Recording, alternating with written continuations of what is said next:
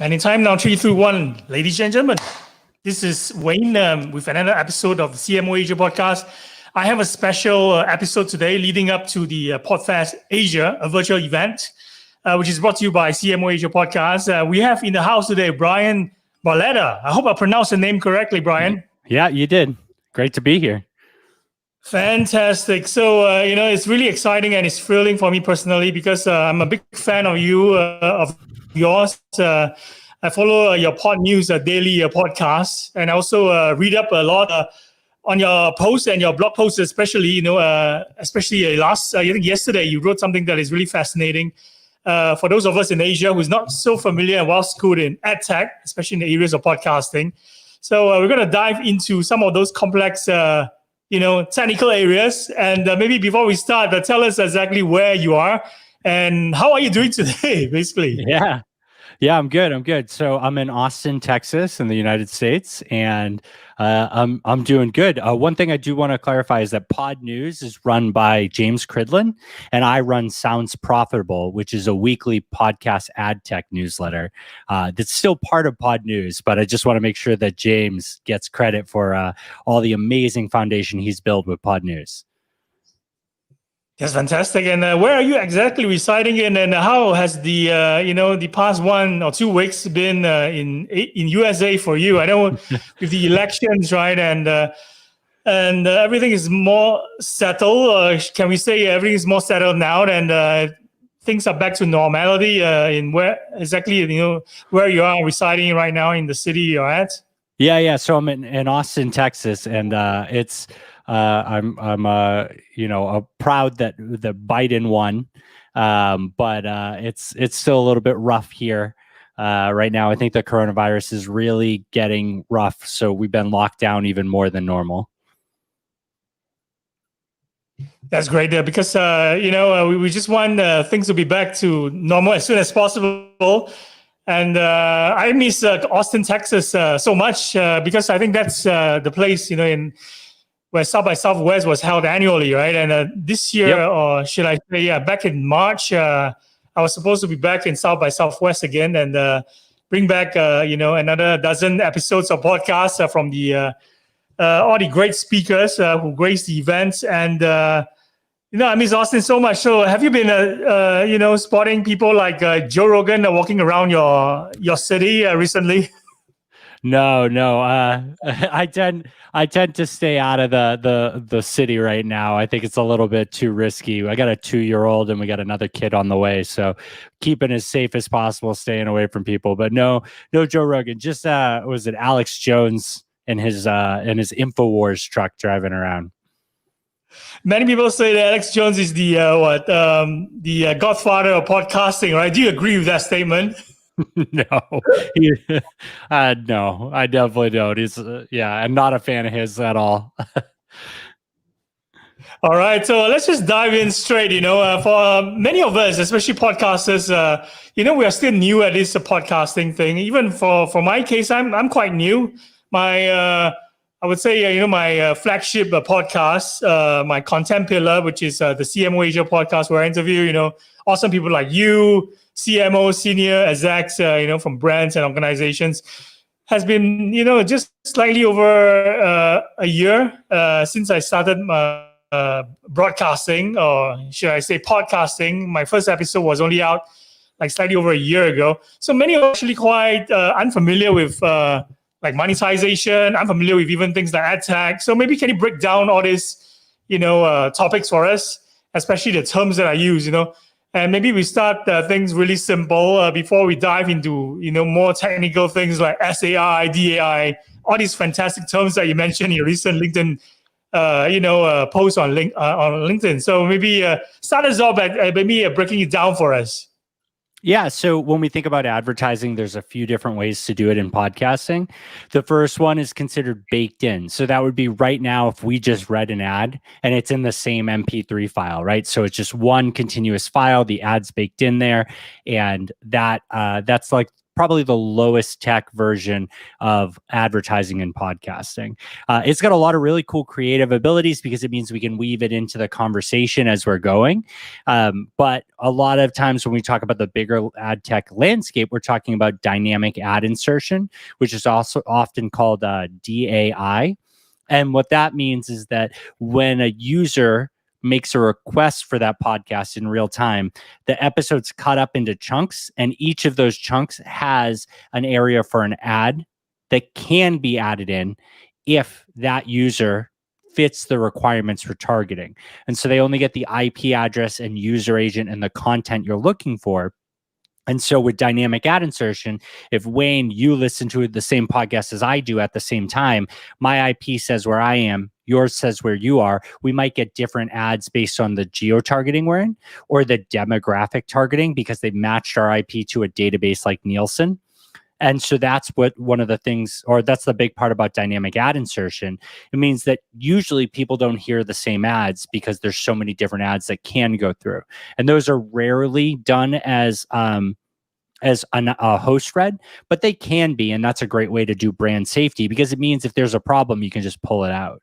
It also means that you can sell your back catalog way different and you can focus on what are your downloads this month and do the same host read ad throughout the entire month on any episode instead of just what are the new episodes and the ads in there.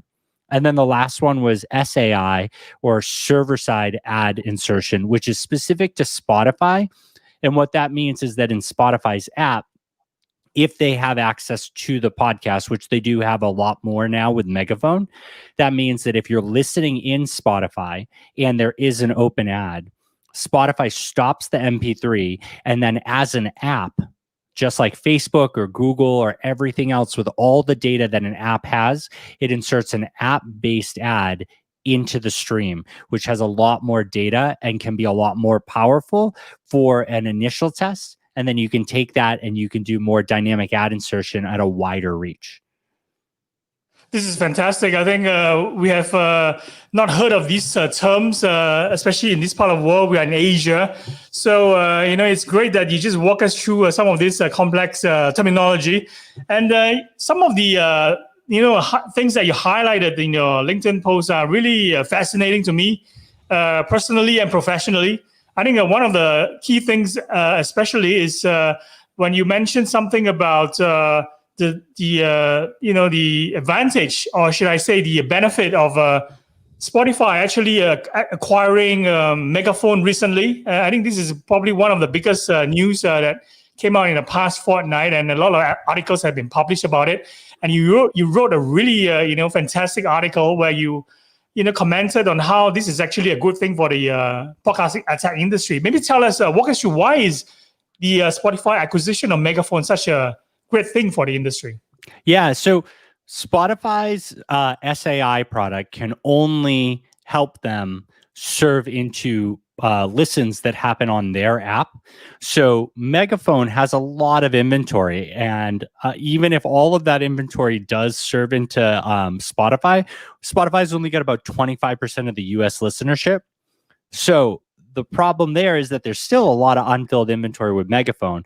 And instead of the belief that people have that Spotify is just going to stop monetizing things outside of their platform, buying Megaphone kind of shows that they're going to split it, and they're going to do heavily advertising in their platform and then take that learning and spread it out to the rest of Megaphone so that they can sell all of that inventory that they just bought the technology and the sales team and the creative team to get access to. So before, when we talked about SAI having a lot of data like a walled garden, people get frustrated because that's a very high CPM and only Spotify can do that, right? We're working with IP and user agent in the rest of podcasting, but Spotify has device ID, it has your name, your address, your email, all of that info, all your listening habits. So the concern was that Spotify would say, this is the only thing that matters, serve it with us, and the prices everywhere would plummet. But what buying Megaphone is going to do is they're going to say, this is the main thing that matters, but we blended it in with dynamic ad insertion. So instead of bringing the prices of dynamic ad insertion down, we're going to see it raised up. We're going to see it at least maintained, if not raised, because of this. This is fantastic. And of course, in terms of the impact to the industry, and maybe we won't be able to feel this impact immediately, right? And of course, most of these play, in industry normally will come into effect later on. And maybe in terms of this inventory issue, especially all these differences as well. Many are also saying that Spotify can offer nose-to-tail experience for podcasters. Like for my case personally, right? How I discovered that I'm actually able to do a content creation and actually publish my podcast. I can do so with Anchor in the beginning, right? And I can actually, also maybe consider hosting with Megaphone and do dynamic advertising with these streaming ad insertion SAI, which you mentioned already, and distribute with Spotify. So Spotify is basically, giving us like a holistic, approach and the entire ecosystem from, content creation to even distribution. So maybe can you tell us your hot take in terms of how Spotify is actually benefiting podcasters, especially those in Asia, in the long-term play, right? Will the impact gonna be something that means that monetization-wise is also a great thing for us? So in their financial report, Spotify listed Asia, I believe, in their rest of the world category, which their penetration was only 19%. I think that there are a lot of other podcast players in Asia that probably have a way bigger market share. So I don't know if Spotify is going to be the saving grace for someone like you. I think that if we break down podcasters into like hobbyists, entry level, mid-level, and then enterprise, I think that Spotify's offering are going to be really attractive to hobbyists and maybe some entry-level people. But I think that everybody else who really wants to take advantage of it on their own, they're gonna find something a little bit more interesting elsewhere. But I want to flip that, and I want to. The big thing I want to say is that there's so much inventory in Asia, and any advertisers out there, anybody local or national or whatever, anybody who wants to try it out should be trying it out right now because there's not a ton of advertisement there in podcasts. It's great to get a lower CPM, a wider reach, and test it out. Like these countries that people aren't focusing on right now for the big ad spends, right? We have the US, we have the EU, we have Canada. And I don't even know if EU is accurate to say. I think sometimes it feels just like the UK is what they're focusing on. Even Australia isn't getting focused on. Asia's huge. The idea that advertisers aren't diving into podcasting right now is crazy to me. And I hope really that more take advantage of it and more try unique attempts to get into it. So it's very interesting that you mentioned about CPM. So there are some naysayers, right, actually speculating or predicting that this Spotify acquisition of Megaphone is going to result in CPM plunging. It's something that I think you have demystified on your LinkedIn article. Tell us, why you think that way, and you're one of the more optimists when it comes to this particular acquisition and its impact on CPMs. Yeah, so Spotify currently doesn't serve into dynamic ad insertion. They only do server-side ad insertion. So by buying Megaphone, they're just bought access to a little bit more server-side ad insertion and a ton more dynamic ad insertion. So Spotify either has to let all that dynamic ad insertion rot, and the publishers are going to hate that and go try and get it filled elsewhere, or they're going to start selling into it because they've already sold out a server-side ad insertion. So what that means is they're going to take each campaign that's already filled up on server-side ad insertion and split it so that it's like 30% server-side and then 70% dynamic ad insertion. Because what you do is take that server-side ad insertion campaign and use it directionally to figure out how you want to run your dynamic ad insertion campaign. If you run that campaign and you see that people are listening, like the true crime podcasts for your ad, people get halfway through the podcast, that you're able to get to people in both the mid-roll and even post-roll, let's say, as a joke, then you can take that information and you can move it all the way over to from Spotify all the way over to dynamic ad insertion. You can take those assumptions and extrapolate them out onto dynamic ad insertion. And because of that, Spotify is not going to say, hey, server-side ad insertion is a high price and dynamic ad insertion is lower. They're going to blend it together, meaning that dynamic ad insertion is going to stay as a high price.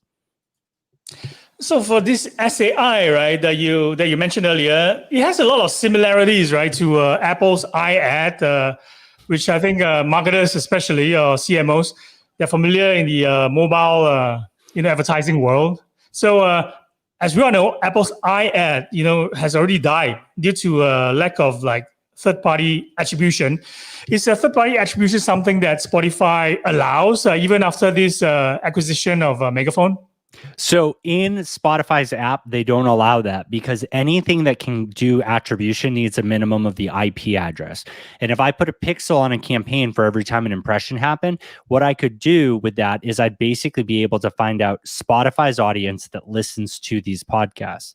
Now, there's other ways to get that data through your host and whatnot that's not as concerning, but Spotify is very protective of their data, and they should be. They're a walled garden, but that's not beneficial to agencies and advertisers. So those people are going to be told by Spotify to just trust them on attribution, trust them that they're targeting the right audience. They're not going to be able to third-party validate like they're used to doing in other digital forms. And that's, you're right. I quoted in my article that that's one of the reasons iAd failed is because there wasn't that ability for that level of attribution. Now, dynamic ad insertion in Megaphone is 100% allowed. You can track anything you want in there if you have permission from the publisher and the advertiser to do so, because under the current laws, IP address is not something that is considered personally identifiable information. Well, sorry, it is personally identifiable information, but it's restricted only in places with legislation. So CCPA, GDPR, I believe China is passing one right now. So those are all areas where IP is going to get a little bit rough to pass. But everywhere else, dynamic ad insertion allows for attribution tracking. We're definitely going to dive deeper into the privacy topic later on in this particular episode. But more questions regarding the article. Can you explain why Spotify does not magically get access and rights to all of the hosting data that Megaphone has collected? Yeah, I saw a lot of people talk about that, and I had to address it in the article too. It's when you sign up with such a big partner like Megaphone, like Anchor, by the way, when you sign up for Anchor, you just give away your rights for a lot of things, right? The smaller you are and the bigger the software is, or the more they give for you, the more you got to realize that you're giving up your rights and access to these things. But Megaphone is built for enterprise companies. And so that means that companies like ESPN, who signed up with them, have an agreement that says Megaphone can't access their data. They can't aggregate it and use it for anything. They can't look at it individually, and they can't share it without express permission. And that express permission is usually handled in a data processing agreement. So that means for any of that to happen, that would require ESPN to sign off on it, Megaphone to sign off on it, and Spotify to sign off on it. And each of those groups have a lot of lawyers that like, billable hours. So it takes a while. Now, I mean, I want to be really frank. That's the law, and that's what the contract says. Does that mean that someone at Megaphone or Spotify could log into those accounts? It does, but that's the risk of any platform. Facebook has the ability to log into my account, right? They just legally don't because of the agreements that we've made for how these things work. So, that's kind of the trust you have to go there. And to me, honestly, I don't think that Spotify or Megaphone is going to mess around in a situation where ESPN can lawyer up. Back to your point about Anchor, right? We all know that when a service is free, right? Especially, a podcaster, when they first started out, all they just want to do is to create content. So they probably, care or put little focus on giving up some of their rights, especially. So many actually gladly sign up with Anchor, which I have to admit, is a great platform, especially for those who are just looking for a way to start, or the amateur podcasters. So in Asia, many podcast shows are actually still hosted on Anchor. where do you actually suggest they host their shows? I know that, even like The Verge, right, that covers ad tech, and even Spotify themselves with shows like the Michelle Obama show isn't hosted on Anchor, but they are actually hosted on Megaphone. So should every podcaster in Asia do the switch to Megaphone and follow suit? Maybe I also will want to ask you, where do you actually host your own podcast? Do you host it in Megaphone too? Because legally they aren't supposed to have rights to your download numbers and your stats as well. Well, most hosting providers don't have those rights, right? Anchor is very different because it's the creation tool and the hosting. Now, the first thing I want to say is that while I do love ad tech, I'm also pro privacy and I'm also pro, fiscal responsibility. If you're not looking to take advantage of like really advanced features that other hosting platforms have, there's nothing wrong with starting on Anchor. You can always transfer your podcast to another hosting platform. So don't get caught up in that. I think more than anything, just start a podcast, figure out what you want to do. And then if it's going to earn money, move from there. I mean, like I said, you can always do a baked in ad. And then as it grows and you want to address it differently, you can move into dynamic ad insertion. So I think if Megaphone says, hey, for the same exact price, everybody on Anchor can move to Megaphone, I don't know. I mean, I think that some of the tools might be more advanced and add less benefit unless you're doing a lot of ads. So it might be better to stay on Anchor. But if they say, hey, you can do that, and also we're going to fill ads in your podcast for you and pay you for it, yeah, then move immediately, right? But you should also be looking at places like Acast who can do that, AdsWiz through Simplecast, right? Triton through Omni. All of these partners out there can fill ads and have a bigger presence in the Asian market than Spotify does right now. So yeah, I would definitely recommend Acast, Omni, Triton, and AdsWiz with Simplecast.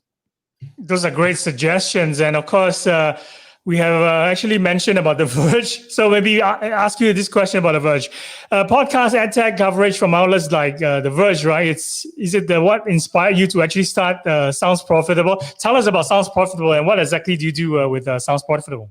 Yeah, so I've been a sales engineer for most of my career. So I've been in ad tech for about 12 years. And so I've flipped back and forth between being a sales engineer and a product manager. And so sales engineer is basically I sit with the engineers, understand exactly what they're going to be able to do, what the product can do, and make sure that I can articulate it in a way that the salespeople will understand it so that they don't accidentally sell something that's not possible. And so Sounds Profitable was my attempt to make that into a newsletter.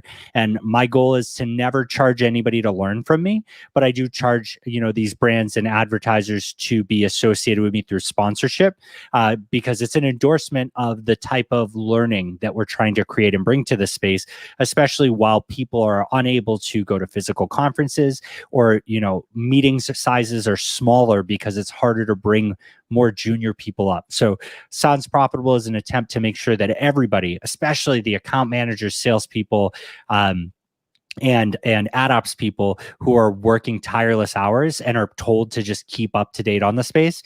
It's a way for me to help them keep up to date while also talking to the decision makers and so on. And so The Verge is a great example. They covered, I believe it was over 50 articles, and, more than 50% of it is just about Spotify for podcasting.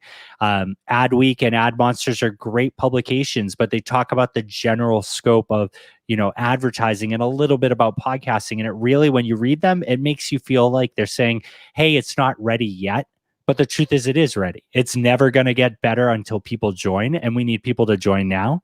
So I write this every week so more people hopefully will join and more people will become knowledgeable so that it's not just, white, bald, bearded guys talking about this stuff all day. There's people like you out there talking about it and spreading the knowledge because everybody should be able to learn this stuff. This is amazing. In fact, I'm with you 100% when you're talking about how this sharing of resources and getting people to communicate is really important, right?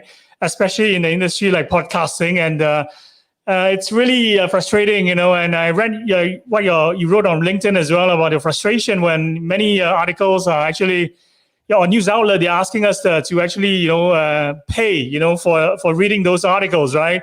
And of course, a lot of conferences or virtual summits that are out there during these times, they are all behind a paywall, and you have to like pay, I don't know, $300 US just to get access Yep. to people who are, in senior and decision-making roles.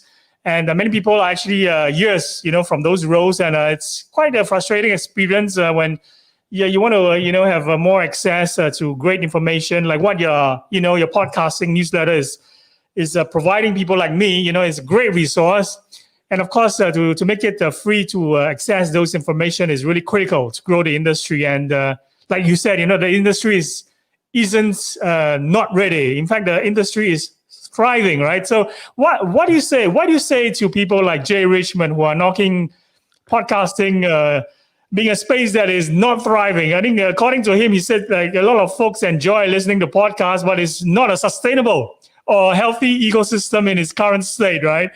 So he's mentioning a lot of really mystifying things like we need to get more advertisers into the space and myths like that. How do you respond to that?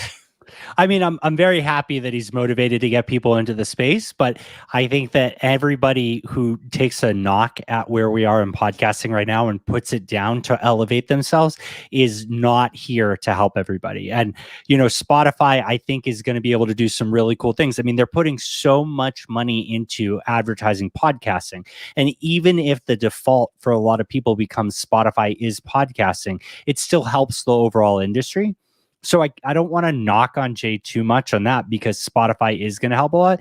But at the other side, there's no benefit to put somebody down to raise yourself up. And he tried to put down a whole industry just to say that Spotify is going to make that change. Spotify is going to make some of the change on what they're doing, but they're also going to replicate what all of us have been doing for years.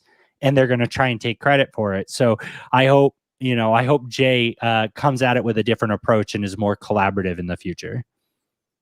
So in fact, it's going to get also profitable for podcasters, right? And we have mentioned about CPMs that some are actually claiming or speculating is going to drop. But in fact, Spotify would like to raise CPMs, right?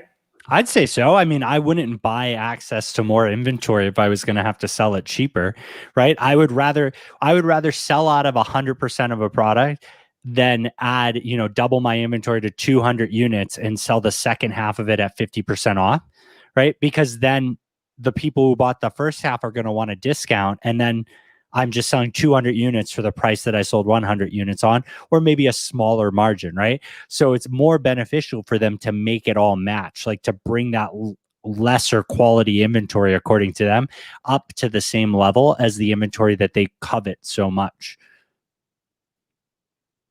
This is fantastic. So, I have maybe another dozen questions to ask you, but before that, I need to get your permission first. Do you still have time to continue chatting on this show? Yeah, I can chat for a little bit longer.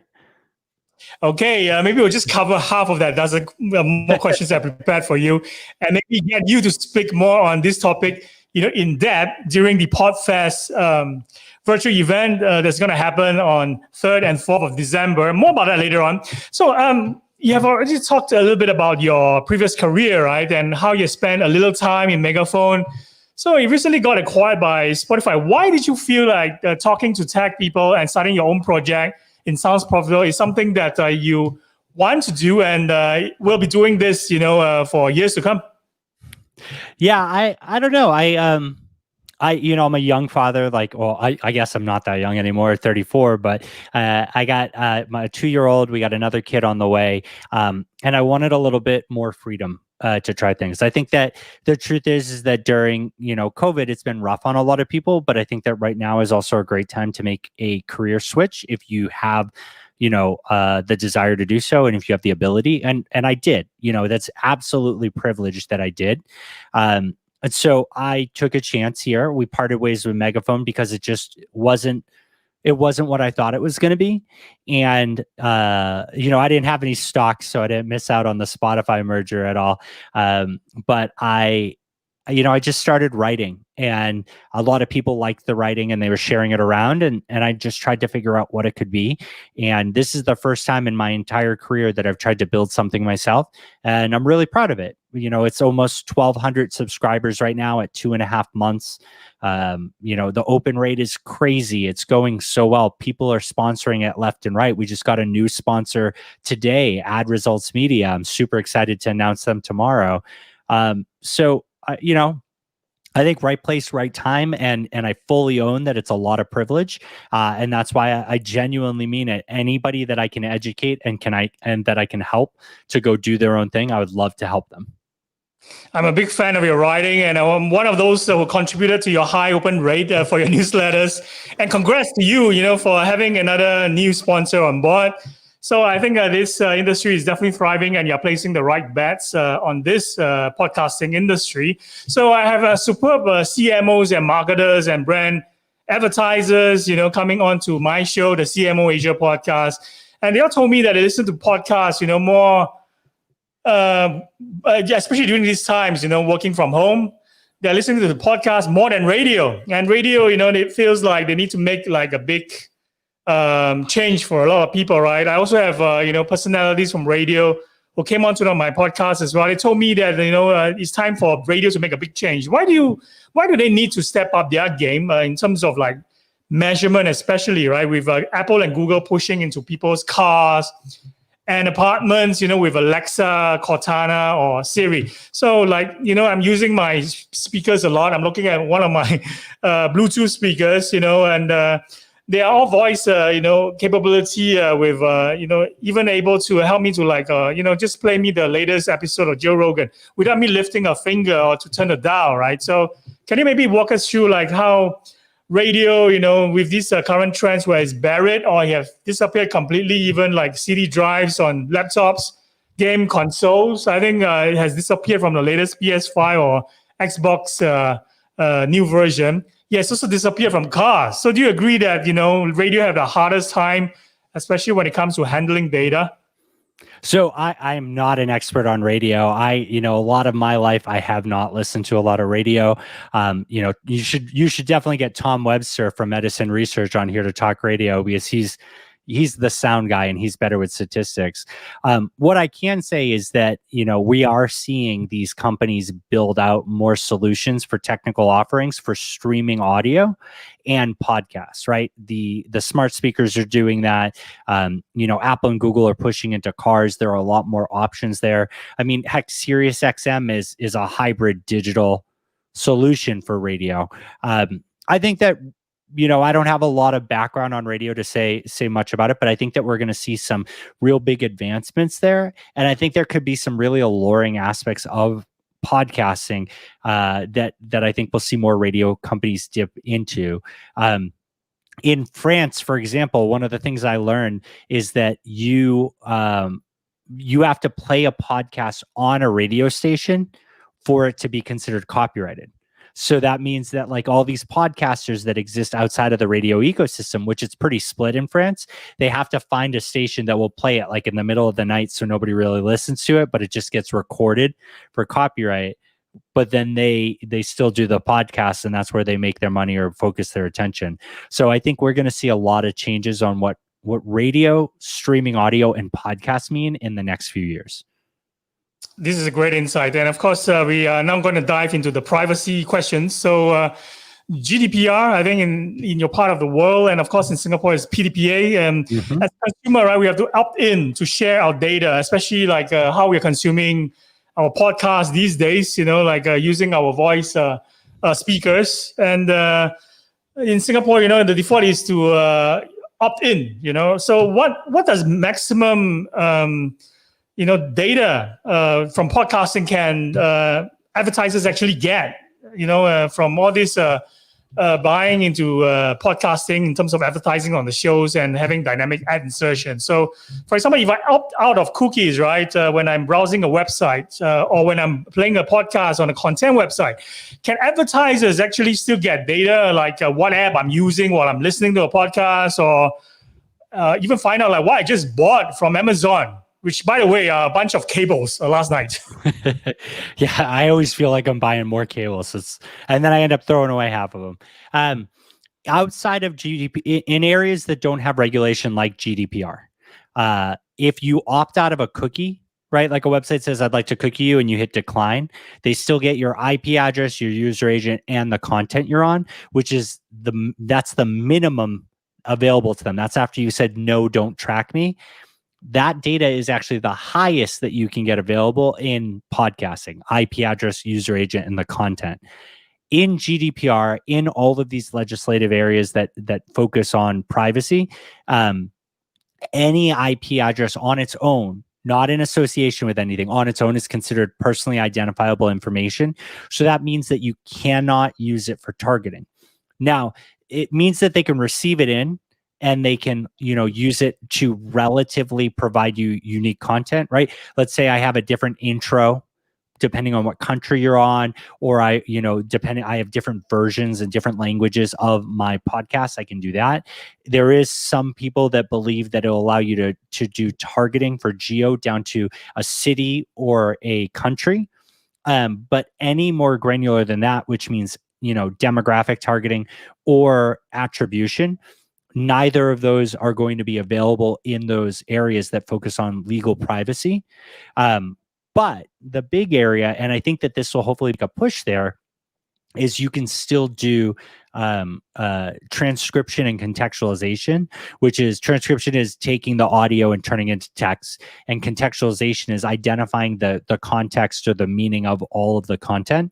So while you won't be able to say that Bryan lives in Austin and he drives a Subaru, what you will be able to say is that that person is listening to this type of podcast, and that podcast appeals to people who drive Subarus, or that podcast talked a lot about baseball, and so we're going to target ads based on that. And so I think that what we're going to see in these areas, like the privacy game is just a race. We're going to have to see an increase of what attribution can become. And then we're also going to have to see, different ways to target and track people. So you mentioned about all this IP-related information, right? And why is there a difference in data collection if I play my podcast as a listener from Spotify or from a website? Since it's only like IP-related information, does podcast advertising actually need more? Or is this IP address, which is household-specific, right? Is it enough for matching with the other data? So if you're trying to do demographic matches, an IP address will, if it's a cellular IP address, it's junk. You can't do anything with it. If it's a business IP address, you can do a little bit, but not a lot. If it's a household IP address, you can find out every device in that home. But the user agent of a podcast player or a website isn't going to help match against a device graph that has like your mobile ID, your cookies from other areas, because those podcast apps have unique user agents that only exist in the podcast player. So at best, you're going to be able to match that IP address to the digital household, which means not only every person in that household, but every device. And that's why it's hard to say, I'm going to target just Bryan, but it's easier to say, I'm going to target Bryan's household, or look at the bigger picture and say, people who listen to the show look like, these specific sets from these houses. Because if you match enough people who listen to the show together, it's unlikely that we're all going to have the same spouse or the same kid or the same number of devices. So all that stuff will fall away, and then you'll index higher at male, bald, with a beard, Yeah,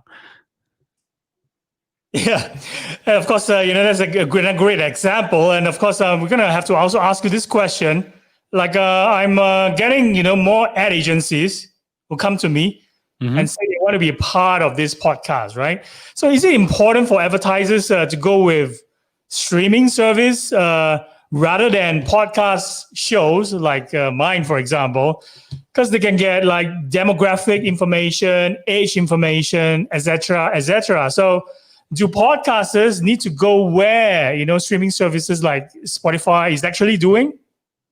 I don't. So this is the hard part. It really depends on what your goals are. I really think that if you get into podcasting to make money and you're a one-person show, unless you are insanely talented and very, entertaining, it's going to be really rough. Like I think that it's the same way as saying that you're going to stream video games or you're going to, do literally anything online. The heyday of being able to just start and be at it so long, like Joe Rogan, who is talented but has just been at it forever, that's gone, at least in most countries. There are some countries that it's absolutely still possible to do that. But I think that, more than anything, if you're getting into it to make money, it's going to be really tough. If you're a business that's trying to do it, I think that as long as you understand your audience, as long as you know how to position yourself, as long as you show the whole picture, right? What your newsletter looks like, what the surveys that you send to your podcasters look like for their responses on it, what your download numbers are like, what Spotify and Apple say that your listen through rate is, things like this. I think that's more important than anything else, because I think that everybody needs to realize that if you're in a position where you do have people asking to advertise with you, or you're unique enough content to search for advertisers with enough download volume, then I think that it's, if you conform and you throw it up on Spotify, yeah, it's very easy for Spotify to come in and sell it for you. And that's awesome. If you want more ownership of it, everybody's trying to sell their own car, right? Everybody's trying to sell their own unique little thing. And I think it's just, it's like, it just takes a little bit more effort, but I do not think that you have to do it through Spotify. Yeah, I think totally agree with you 100%. Especially the game where Joe Rogan played so successfully is through a long years of toiling. I think he has been podcasting since I think when Tom Green invited him to his show, right? So he's a pioneer of podcasting. In fact, not Alex Jones, and Joe Rogan has been doing this for 12 years without ever stopping. And maybe he will just take a break to do his UFC commentating and do other things that are probably bringing more, food on the table for his family. But podcasting was more like something that he just continuously doing, and he delayed the ask. So today he's able to actually, see the ROI of his efforts, and it's going to be a long play, long game for many people, many podcasters. So looking at it, trying to sell your own car, especially in the beginning, is always going to be tough. And we're going to talk about Spotify a little bit more before we let you go. And of course, we have touched about how they're definitely going to increase CPM, which is going to be profitable for podcasters. Why is streaming like Spotify always more valuable? In your opinion, right? They control the app and the website. They have dynamic ad insertion. But to some people, they are also quite scary. I think people are skeptical because we all know that big tech companies have a lot of control, right? Mm-hmm. We've seen how Google and Facebook have actually even impacted a lot of many parts of our lives, and not just in terms of like how presidents get elected, for example. So why should we trust them when they are, also grading their own homework without third-party attribution? So it's a really good question. I think the biggest thing that I really want to say is that how do I word this? I think that if like a big enough companies need to realize that, or already realize that they have to play ball in these big spaces, right? You have your content on Facebook, on Google and whatnot. You monetize on there, you advertise on there. They all know how to engage. And Spotify is trying to appeal to the people who advertise on Facebook and Google and whatnot from the agency and advertiser side, while also trying to appeal for the people to put their content specifically on there, whether from the lower level to the higher level for their exclusives. You can get more data with those solutions, but sometimes that data is in a trust me situation. Publicly traded companies usually get in trouble when they cook their own books. So, I'm not here to say like don't believe in them, but it's one of those things where it's either, do you want a ton more information that you can't use, or do you want less information but you have full control over everything that's available? And I think both paths are valuable depending on what your specific goals are, and I'm not here to knock either of them. I just think that if you're starting off And or even if you don't have the ability to dedicate to a sales team and really build it up, working with partners like Spotify is great. But there's also, like I said, AdsWiz and Triton and Acast and Dax and Magnite, all these people who want to sell into your inventory will do it wherever you are. It doesn't matter what ad platform you're on. So I think if you can afford to go at it alone, to try and build it yourself, to try and sell it yourself, I think that it's always going to be better. But there's no harm in trying something out because you still own the content. You can move it away anytime.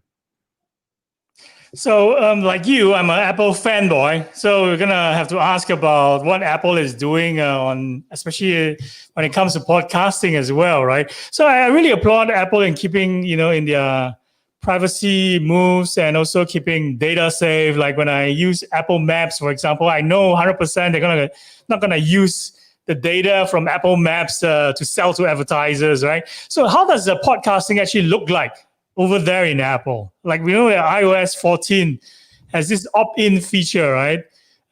Where we actually give permission to share our mobile device ID and things like that. It's huge because like Apple, actually complain a lot about this when this is gonna actually roll out in iOS 14, and Apple received that complaint and actually delay this until at least Q2 in 2021. Yeah. So when you receive that information from Apple or the prompt to opt out, or rather to give your information over, and you say no because you're a sane person, and why are you going to give away information when asked? They still pass over your IP address, your user agent, and the content you're on. So the three things that podcasting needs. Now, I don't think there's any environment where those things won't be passed to podcasting. There needs to be more regulation on that to say, don't use this for anything but the bare minimum you need it for. Don't use it for advertising. And that's not there yet. I think Apple's amazing in what they do, but I think that it's hard to be in a situation where the podcasting team is not driven by revenue. It's not a separate app that can be sold or purchased. There's no in-app purchases to it. So the revenue stream, to me at least, from where I am in my experience in this space, it's not clear, and it looks like it just costs a lot. And I don't know. I'm so excited to see what happens next with Apple, but Apple is trying to do the same thing that Spotify and Google and everybody else are doing, which is aggregate users, right? Apple One is a great example of that. They're trying to get you to sign up for one thing, and then you get all of their services together. We're going to see Netflix get into the podcasting space. They already have teams looking into it. We got Amazon that's in there in multiple different ways through Amazon Music and Audible. So I think that there's a lot of competition, and I think that Apple is going to be the place for privacy and the place for comfort for Apple users. But I think that, their move today, where they just launched the ability to do the Apple Podcast Player as a web app, like you can set your own podcast in the Apple Player for web, shows that they're trying to compete still with Spotify and gain that control back, try and, get the market share back. But I don't know what unique offering they're going to provide to compete.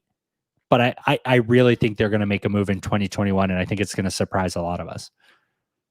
It's really interesting you mentioned that Netflix is coming into the podcasting game as well, because I think on the flip side, Spotify definitely, after this Joe Rogan Experience show moving from YouTube to Spotify, we saw this video streaming capability within the Spotify app as well. So Spotify is definitely crossing over to the Netflix and the YouTube side of things as well. So it's like competition, it's always a great thing. And I think the content creators are the ones who are going to benefit from all these big tech company play. So I'm going to have to ask you one last question, because we're almost hitting the 55th minute mark.